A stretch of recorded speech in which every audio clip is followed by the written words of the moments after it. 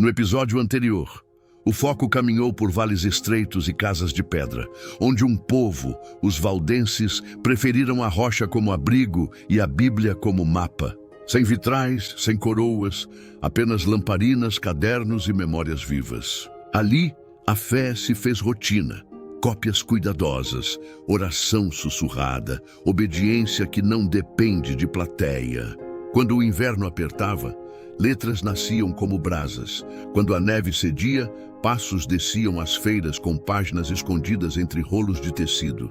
Houve decretos, fogueiras, cavernas convertidas em santuários, lágrimas transformadas em coragem.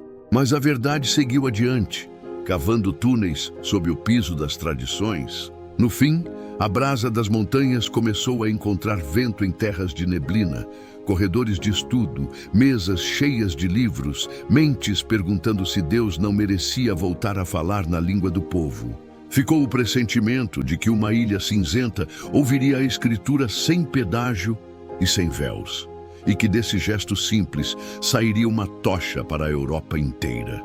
Agora, o episódio começa em uma manhã úmida da Inglaterra do século XIV. A grama guarda gotículas, os telhados soltam fumaça, e dentro de salas de pedra, velas curtas iluminam páginas longas. A conversa dos corredores começa formal, mas termina urgente. Durante muito tempo, tradições ditaram a vida de oração. Autoridades, a preços variados, venderam paz de consciência. A Bíblia, trancada em idioma de intelectuais, ficou longe da mesa do povo. Há, porém, um incômodo que não passa, e ele cresce à medida que olhos treinados comparam texto com texto.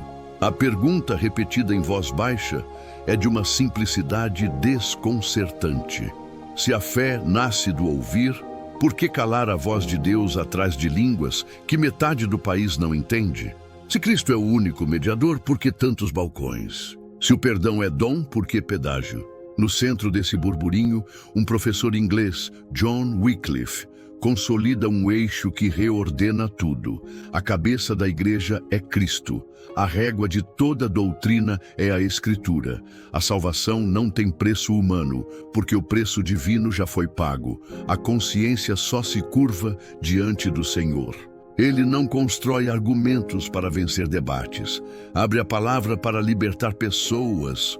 Não confia em retórica, confia no texto. E o texto, quando recebe luz, devolve luz. Sob essa luz, doutrinas cheias de poeira mostram rachaduras. A ideia de que um ofício humano pode confiscar a graça do céu perde sentido. A teoria de que o pão da ceia se transforma em substância de Deus entra em conflito com o que as Escrituras afirmam sobre a presença de Cristo e o memorial de sua morte. A prática de vender perdões desfigura a cruz. O culto vira teatro quando a adoração a Deus não é em espírito e verdade.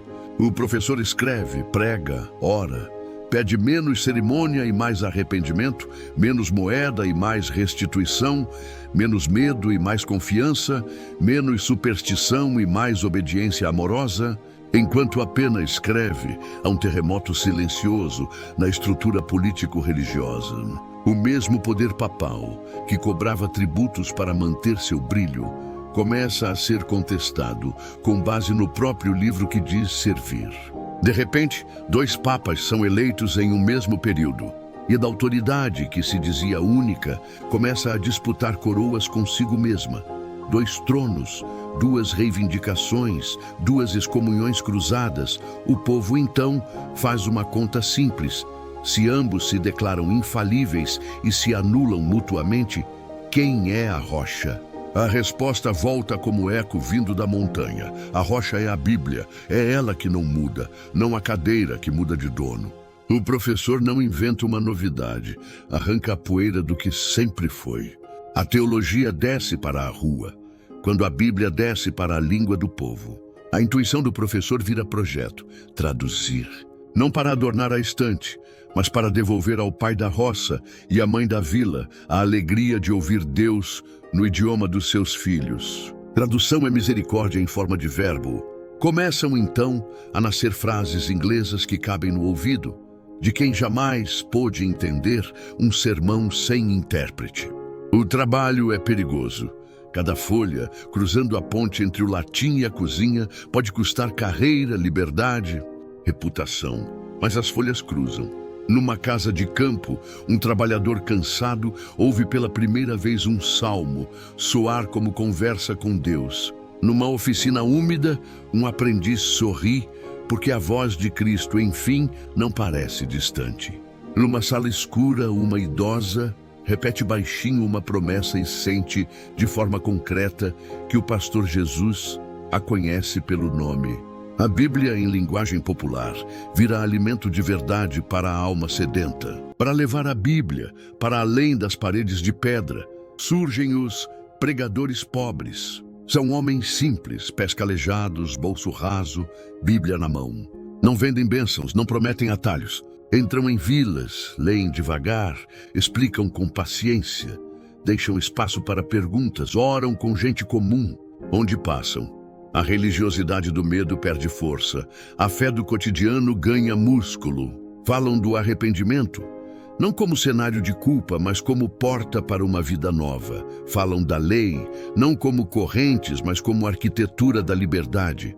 Falam do descanso semanal no sábado, não como detalhe, mas como presente que ensaia o reino eterno.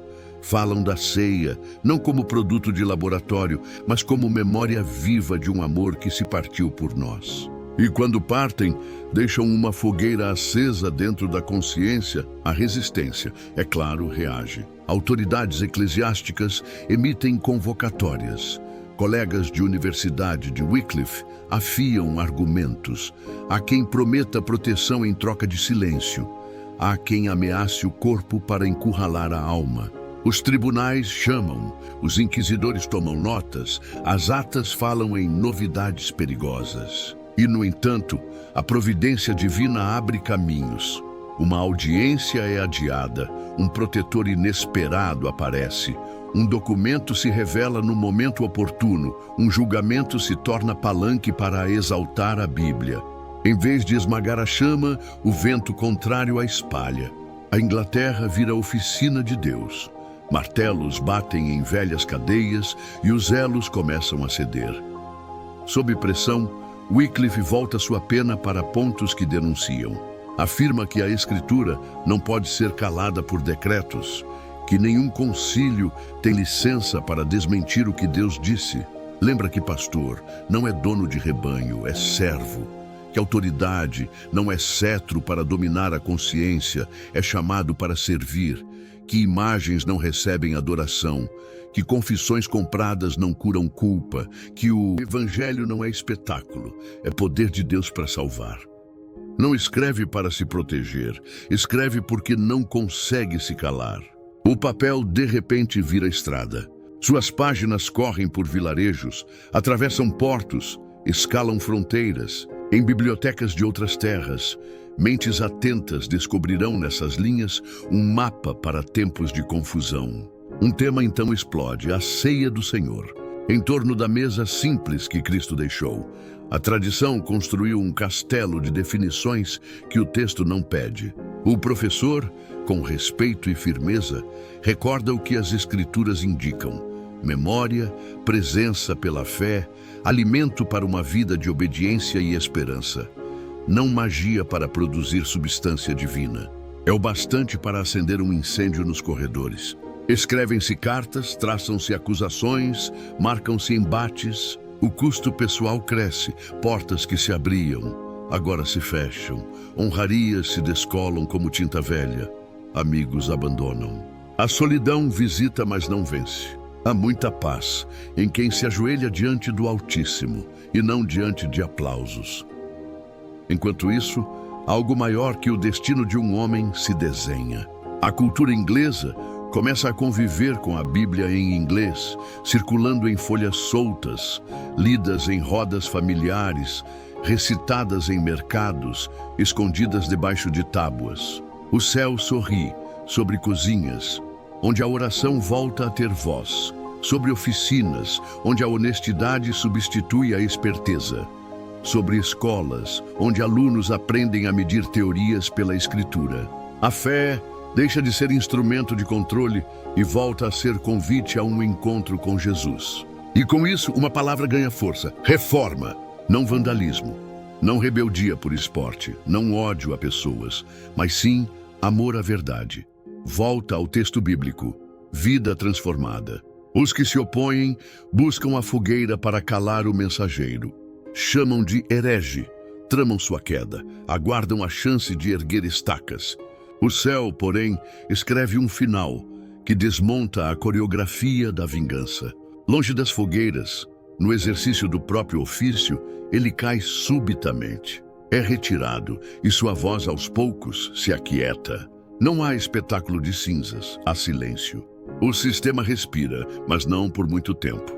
Anos depois, outra geração, obediente a concílios que buscaram desautorizar as teses de Wycliffe, ordena um ritual estranho: desenterrar e queimar os seus ossos, lançar as cinzas em um rio que corta o vilarejo.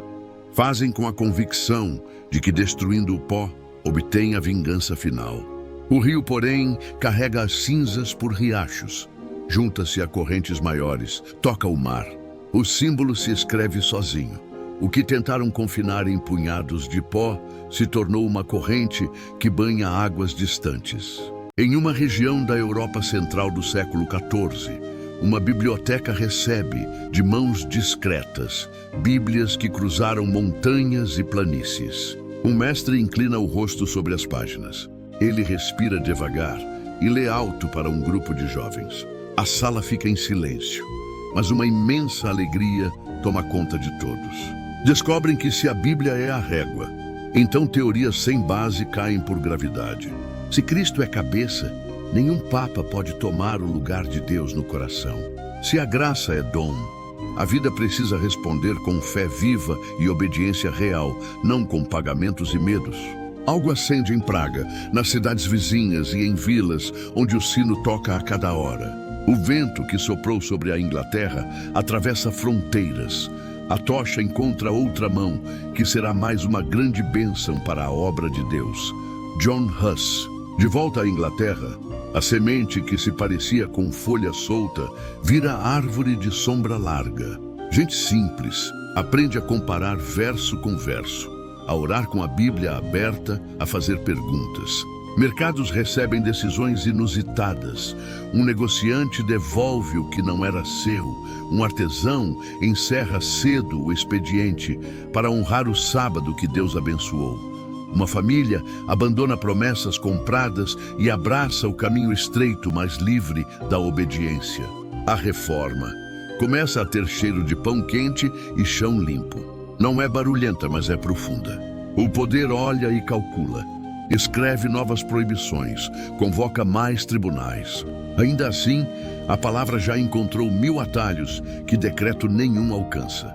Toda essa reviravolta amadurece no terreno preparado por conflitos maiores. A eleição de 2 papas, também chamada de cisma, rasgou a autoridade que se dizia indivisível. A política brincou de usar o sagrado. A religião se confundiu com a administração de medo. E justamente aí, o céu semeou uma resposta com 3 sementes simples: Escritura acima de todas as tradições, Cristo acima de todos os homens, graça que gera obediência acima de todos os pedágios. Essas sementes, regadas por lágrimas e por estudo, começam a brotar simultaneamente em lugares diferentes. Há sinos tocando em capitais e há orações subindo de lugares distantes. Há debates em universidades e há Bíblias abertas em hortas. A verdade, que parecia prisioneira do latim e do luxo, agora fala com sotaques e ritmos da vida comum. Os pregadores pobres seguem cruzando estradas. Entram em casas de porta baixa, sentam-se à mesa, abrem a Bíblia. Um adolescente que nunca entendeu uma homilia em latim, entende enfim o Sermão do Monte. Uma viúva reencontra esperança num convite que diz: "Vinde a mim". Um homem rude aprende que misericórdia não é fraqueza, é força que devolve leveza à alma. Relatos de restituição circulam. Pedidos de perdão consertam relacionamentos quebrados. Vizinhos estranhos descobrem que amar a Deus e ao próximo não é slogan, é projeto de vida. A igreja invisível, aquela que Deus vê pelo coração, cresce sem alarde. Quando a mão pesada dos concílios aperta novamente, o espetáculo que preparam tem outra praça e outro palco. Não será mais a Inglaterra, será uma cidade de torres e pontes, onde John Huss, um professor de voz clara, se levantará para dizer em público o que descobriu com olhos abertos e Bíblia na mão. Os nomes e as datas ainda caminham em direção ao quadro. O fogo, infelizmente, também. A multidão cedo vai gritar. As togas vão proclamar sentença, a madeira vai estalar. Mas antes que a chama suba, convém olhar de novo para o rio. Ele segue carregando cinzas que se tornaram mensagem. E essa mensagem já bateu na margem de uma terra, onde o evangelho breve e direto vai desafiar coroas e tradições com a serenidade dos que preferem morrer de pé a viver de joelhos diante do erro. Até aqui, o episódio mostrou lamparinas na pedra, folhas atravessando feiras, universidades abrindo janelas, pregadores pobres caminhando com a Bíblia e um fim sem fogueira, que virou começo de correnteza. O que vem agora é o choque frontal entre a consciência iluminada e o poder que quer manter tudo como está. Um conselho internacional se prepara para selar com fogo a própria sentença contra a verdade.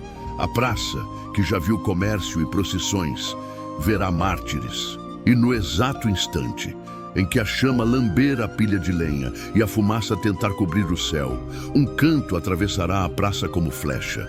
Esse canto, que não se compra nem se cala, dará ao mundo um retrato para sempre. A palavra não precisa de exército para vencer. Precisa de testemunhas que a amem mais do que a própria vida. Respire fundo.